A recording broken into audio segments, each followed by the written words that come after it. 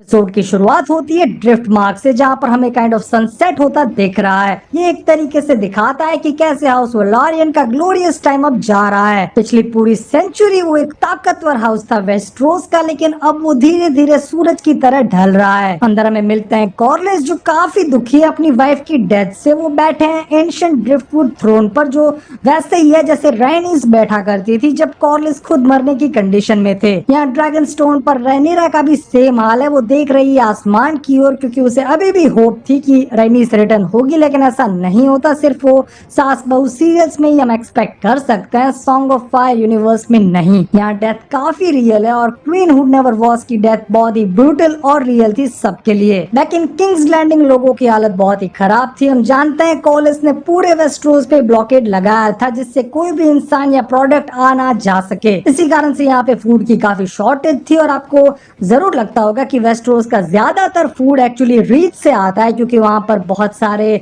खेत है, लेकिन ऐसा जरूरी नहीं है। किंग्स लैंडिंग वहां से काफी दूर है और ज्यादातर माल इसीलिए मंगाया जाता था एसोस से, लेकिन अब वो आना बंद हो गया है। इसलिए यहाँ पर काफी शॉर्टेज है और ये लोग अजीबो गरीब चीजें खाना शुरू कर चुके हैं। इसी बीच हमें यहाँ पर एक परेड देखने मिलती है, जिसमें मेलिस का कटा सर रखा गया है और उसे घुमाया जाता है पूरे शहर में। यहाँ पे ये भी बताया जाता है कि किंग एगोन ने इस ड्रैगन को मारा है, जो पीछे बॉक्स में पड़ा था। ये एक्चुअली में क्रिस्टन कोल का ही आइडिया हो सकता है, जो बहुत ही गलत था। टारगैरियन ड्रैगन्स की बहुत इज्जत करते थे, इसीलिए एक फैमिली मेंबर के मरने के बाद ड्रैगन को दूसरे को सौंप दिया जाता था। यहाँ पर कोई भी आनाकानी नहीं होती थी। टारगैरियंस का सिजिल भी एक ड्रैगन है और इस तरीके से दिखाना काइंड ऑफ डिसरिस्पेक्ट थी पूरे हाउस की। अगर ऑटो होता तो वो ऐसा नहीं होने देता, क्योंकि लोग ड्रैगन्स को गॉड्स मानते थे और ये क्लियर मैसेज दिया गया है कि ड्रैगन्स कोई गॉड्स नहीं है, बस जानवर हैं। इसका ऑफ कोर्स काफी बुरा रिजल्ट देखने को मिलेगा फ्यूचर सीजन्स में, और बुक लवर्स को ये मालूम है ऑलरेडी। मैं प्लीज उनसे रिकमेंड करूंगा कि इसे स्पॉइल ना करें।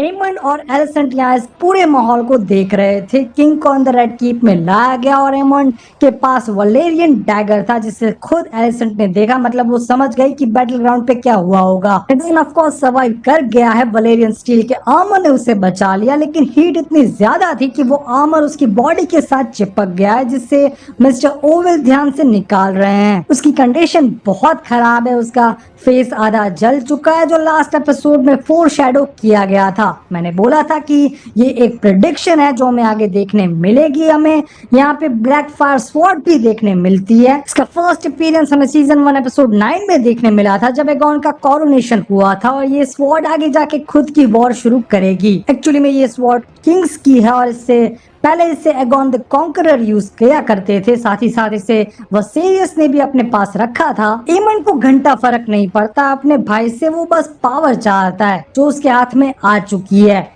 एलिसेंट मिलने जाती है क्रिस्टन से, जो अपनी स्वॉर्ड साफ कर रहा था। एलिसेंट उसे पूछती है कि वॉर में क्या हुआ, लेकिन वो क्लियर आंसर नहीं देता। देखा जाए तो एमंड के पास सारी पावर्स है और वो उसी के लॉयल रहेगा, यानी कि एलिसेंट के पास जितना भी सपोर्ट था वो धीरे धीरे जा रहा है। क्रिस्टन बताता है कि ज्यादातर आर्मी को अभी भी वहीं तैनात किया गया है, क्योंकि एगॉन का ड्रैगन सनफायर वहीं था और वो काफी इंजर्ड है, इसलिए वो उड़ नहीं सकता। उसे यहाँ लाने की ट्राई की जाने वाली थी, लेकिन वो काफी बड़ा भी है, इसीलिए उसे वहीं पर प्रोटेक्शन दिया गया था। यहाँ सर अल्फ्रेड ब्रूम फिर से अपना रंडी रोना शुरू करते हैं, क्योंकि रुक्स रेस्ट डाउन होने के साथ साथ उनका सेकंड मोस्ट पावरफुल ड्रैगन मारा जा चुका है और उनके पास कोई ग्राउंड आर्मी नहीं है। मोस्ट इम्पोर्टेंटली एक वुमन वॉर को लीड नहीं कर सकती, यही उनका मानना है। तो यस, उनका अभी भी चालू है। एस का दिमाग हिल चुका है, क्योंकि उसके हाथ में कंट्रोल नहीं है और वो सीधा डेमन के पास जाने वाला था उसे आंसर लेने के लिए, पर बेला उसे रोक लेती है।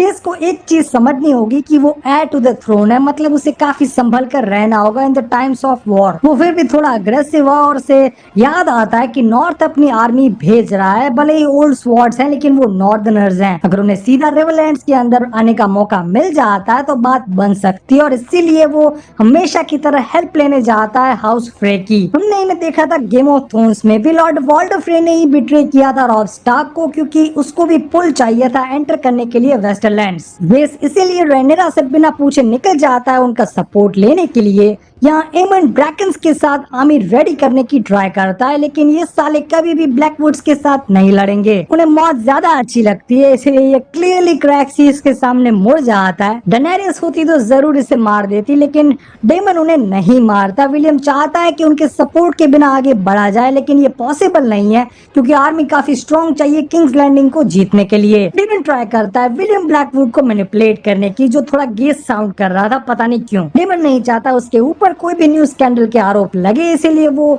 संभल कर डिसीजन ले रहा है। Last time sun for a sun में काफी बम्बू लग गए थे। वो विलियम को कालाकांडी करने के लिए भेजता है और हमें दिखाई देता है फोर्ट्रेस ऑफ इरी। इसे हमने गेम ऑफ थ्रोन्स में भी देखा था। केटलिन यहाँ पर लेके आई थी टेरियन को और बाद में वो ट्रायल बाय कॉम्बैट से जीतकर बच निकला था। हम यहाँ मिलते हैं लेडी जेन एरन से। पता नहीं यहाँ पे मोस्टली लेडी ही क्यों रूल करती है, लेकिन ये लोग काफी औसम है क्योंकि इससे किसी बात का भी डर नहीं है। उनके पास बहुत सारा खाना है, माउंटेन्स के कारण कोई भी उन पर अटैक नहीं करता। वो लोग चिल लोग हैं। लेडी जेन ने एक ड्रैगन मांगा था फॉर सिक्योरिटी, लेकिन रेनेरा ने 2 दे दिए, वो भी बच्चे, जो उसे अच्छा नहीं लगा। वैसे वो टीम ब्लैक के साइड है क्योंकि वो खुद एक औरत है और वो जानती है कितना हार्ड है लेडीज को पावर में रहना, क्योंकि उसकी फैमिली मेंबर्स ने उसे मारने की कोशिश की थी। मसायरा एक प्लान बनाती है जो हमें नेक्स्ट एपिसोड में देखने मिलेगा। वो एक्चुअली में एलिंडा को भेजती है सिटी के अंदर, जो ऑफ कोर्स मसायरा की हेल्प से घुस जाती है। यहाँ वो इस बंदी से मिलती है जिसे हमने देखा था टावान में। वो यहाँ ड्रिंक सर्व कर रही थी, प्लस ये वही बंदी है जिसे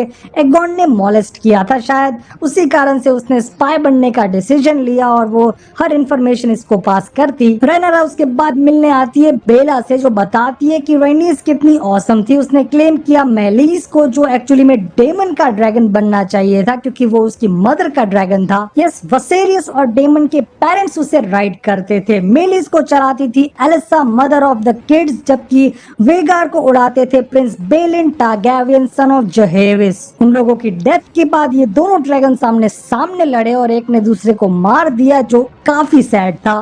रेनेरा एक गिफ्ट भेजती है कॉर्लिस के लिए, जो बेला डिलीवर करेगी, और डेमन अभी हेरन हॉल में फ्रीकी ड्रीम्स देख रहा है जिसमें वो मस्त सेक्स कर रहा था इस बंदी के साथ, जो टर्न्स आउट उसकी मदर एलिस टारगैरियन है।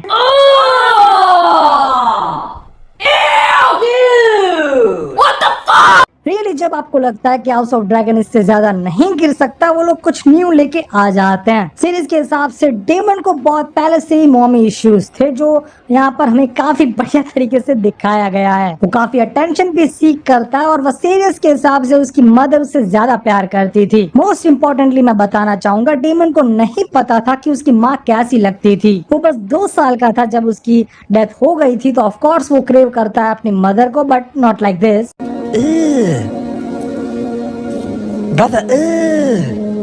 सर साइमन डिनर में मिलते हैं और बताते हैं कि वो लोग मरम्मत शुरू कर चुके हैं हेरन हॉल की, जिसे होस्ट के लिए प्रिपेयर किया जा रहा है। उनके पास फंड्स नहीं है। एक्चुअली में ये कांड था टाइलन लैनिस्टर का, जिसने सारे ट्रेजर को मोबिलाइज कर दिया गया था वॉर के पहले। ये एक बढ़िया मूव के कारण डेमन और रेनेरा के पास फंड्स नहीं है वॉर को फाइट करने के लिए। डेमन इसी का इंतजाम करने के लिए निकल जाता है और वो ये भी बताता है कि वो लोग किसी भी हाल में क्वीन को कांटेक्ट नहीं करेंगे। उसका प्लान सामने आ चुका है। वो किंग्स लैंडिंग जीतकर खुद रूल करेगा एज अ किंग। यहाँ स्मॉल काउंसिल में पावर स्ट्रगल दिखाई देता है बिटवीन एमन एंड एलिसेंट। वो चाहती है कि पावर वो खुद संभाले, लेकिन पूरी काउंसिल सपोर्ट करती है एमन को। इवन उसके लॉयलिस्ट लॉर्ड लारेस भी उसके साइड नहीं है। अगर वो लोग एलिसेंट को पावर देंगे तो ट्रबल हो जाएगी। मतलब एक बड़ी आयरनी हमें यहाँ पर दिखाई देती है, जिसने सेक्सिज्म का यूज करके पावर हथियाने की ट्राई की, उसे उसी सेक्सिज्म ने पावर से निकाल दिया। ऑटो के साथ भी काइंड ऑफ यही कर्मा हिट हुआ था और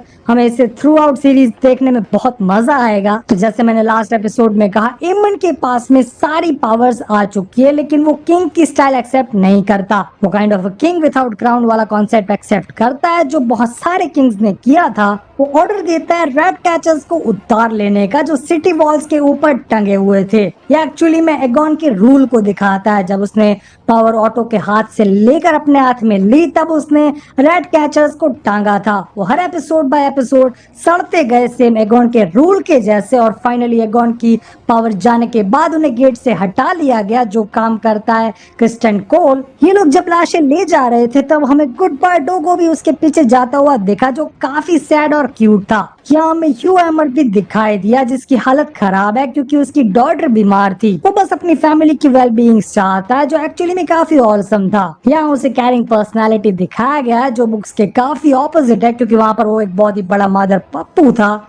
ये लोग सिटी छोड़कर टम्बलटन जाने का प्लान कर रहे थे, जो आगे जाके इम्पोर्टेंट होगा, याद रखना। वो लोग जाना तो वहीं पर जाते थे, लेकिन सिटी के गेट्स बंद करने का ऑर्डर मिल चुका है, तो वो नहीं जा पाएंगे। Most of the time of war यही हमें देखने मिलता है। गेम ऑफ थ्रोन्स में भी सर्सी ने यही किया था और उससे पहले एरिस ने भी यही ट्राई किया था। यहाँ पे जेस आ चुका है वॉल्डर फ्रे के पास, जहाँ पर उनकी वाइफ और वो खुद उससे बात करने आते हैं। वो सपोर्ट करने के लिए तैयार है रन्नेरा को, लेकिन बदले में उन्हें चाहिए हैरनॉल, जिसे ब्लैक्स ने डिल्यूट कर दिया। मींस वहाँ पर कोई भी लॉर्ड अभी भी मौजूद नहीं है। एक्चुअली ग्रीन्स की साइड वहाँ पर एक लॉर्ड है लैरिस, यानी कि वो लोग उसकी मदद नहीं कर सकते, पर ब्लैक्स ऑफ कोर्स ये पूरा कासल इनको दे सकते हैं अगर उनकी इच्छा चले तो। गेस वैसे काफी समझदार है, वो क्लियरली बताता है कि उन्हें लॉयल्टी प्लेज करके नी बेंड करनी पड़ेगी, तभी उन्हें हैरनहॉल प्रोवाइड किया जाएगा। ये करने का मतलब होगा कि जब भी उनकी क्वीन उन्हें ऑर्डर देगी उन्हें मानना पड़ेगा, और इसी कंडीशन के साथ जेस यहाँ से निकल जाता है। डेमन एलिस से बात करता है द विच, जो उसे बताती है कि वो जो कर रहा है वो क्राइम्स अगेंस्ट ह्यूमैनिटी है, लेकिन वो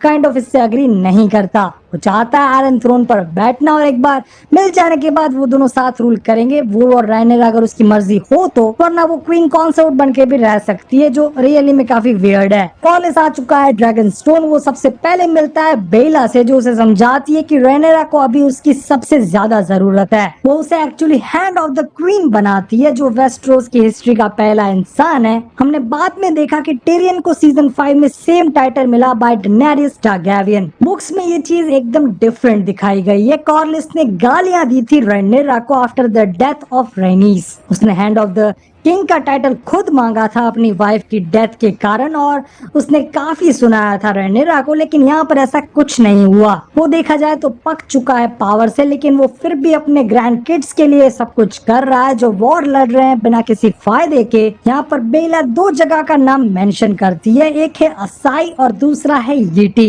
इन दोनों प्लेसेस पर कोरलिस जा चुका है। असाई फार ईस्टर्न लैंड है, जहाँ पर आपको देखने मिलेगा डार्क मैजिक्स और सुपरफिशियल लोग।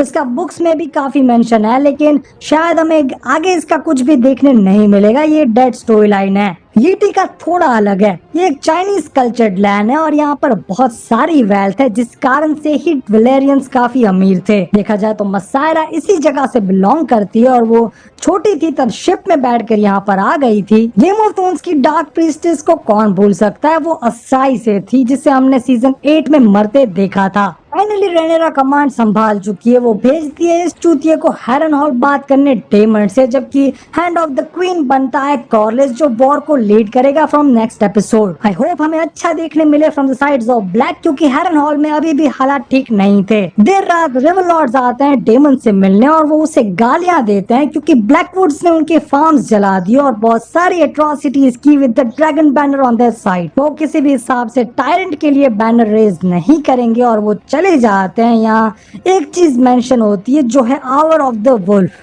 ये फ्यूचर में काफी बड़ा होगा, लेकिन यहाँ इसका मतलब होता है 1 से 3 बजे का टाइम। लोगों का मानना है कि ज्यादातर लोग इसी टाइम के दौरान मर जाते हैं अपनी नींद में। मैं प्रॉमिस करता हूँ फ्यूचर में हमें इससे जुड़ी एक बहुत ही बड़ी चीज देखने मिलेगी, और मैं स्पॉइल नहीं करूंगा, लेकिन जितने भी बुक लवर्स हैं उनको मालूम है वुल्फ ऑफ आवर क्या है। एमंड सेम डेमन की तरह देखता है आयरन थ्रोन को, और यहाँ पे लेडी हेलेना होती है जो उससे पूछती है कि Was it worth the price? इन दोनों के बीच में रियली बहुत सारी थियरीज दिखाई गई हैं कि ये दोनों लवर्स हैं, जो ट्रू नहीं है। एक्चुअली में कई डार्क थियरीज भी हमें देखने मिली कि एमंड ने रेप किया था हेलेना का, जो भी मुझे एक्यूरेट नहीं लग रहा, तो उसे यही रहने देते हैं। किंग एगॉन होश में आ चुके हैं और पहला वर्ड वो बोलते हैं मम्मी एकदम मेरी तरह। ये इस बात करता है रेनेरा से और बताता है कि फ्रेज उनकी साइड में है, या वो ये भी आइडिया देता है कि हमें बस ड्रैगन ब्लड चाहिए जो हमारी तरफ से ड्रैगन्स को टेम कर सके। ये चीज हमें नेक्स्ट एपिसोड में देखने मिलेगी जहाँ पर एक्चुअल में ड्रैगन सीड्स ड्रैगन्स को टेम करने की ट्राई करेंगे।